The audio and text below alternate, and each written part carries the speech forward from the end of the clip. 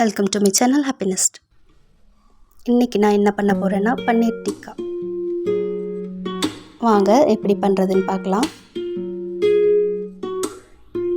பன்னீர் homemade பன்னீர் இல்லைங்க, கடையிலேருந்து தான் வாங்கிட்டு வந்திருக்கிறேன். மில்க் மிஸ்ட் பன்னீர் தாங்க வாங்கிட்டு வந்திருக்கிறேன். இதை வச்சு பன்னீர் டிக்கா பண்ணலாம். நமக்கு எந்த சைஸ் தேவையோ அந்த சைஸுக்கு பன்னீரை கட் பண்ணி வச்சுக்கலாங்க.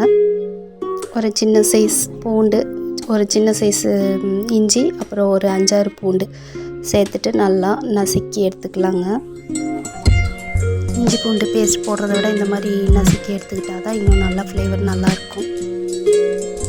இப்போது அடுப்பை பற்ற வச்சு ஒரு வாணலியில் எண்ணெய் ஊற்றிட்டு கடுகு, சோம்பு, சீரகம் போட்டுக்கலாங்க.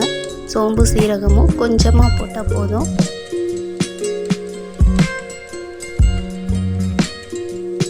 ஒரு பெரிய சைஸ் வெங்காயத்தை நல்லா பொடி பொடியாக கட் பண்ணி வச்சுக்கலாங்க. எண்ணெய் கடுகு போட்டதுக்கப்புறம் அந்த வெங்காயத்தையும் சேர்த்துக்கலாங்க. கூடவே ஒரு 7-8 கருவேப்பிலை சேர்த்துக்கலாங்க. வெங்காயம் நல்லா வதங்கி வந்ததுக்கப்புறம் பன்னீர் கட் பண்ணி வச்ச பன்னீர் எடுத்து போட்டு கலக்கிக்கலாங்க. கொஞ்சமாக தேவையான அளவுக்கு உப்பு போட்டுக்கலாம். இஞ்சி பூண்டு நசுக்கி வச்சுருந்தேன் இல்லைங்களா, அதை போட்டுக்கிறேன். ஒரு 1/4 ஸ்பூன் அளவுக்கு மஞ்சள் தூள் போட்டுக்கலாங்க.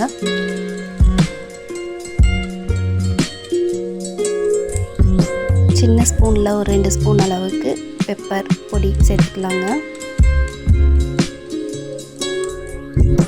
பெப்பர் பொடி போட்டதும் எல்லாத்தையும் நல்லா கலக்கி விட்டுக்கலாங்க.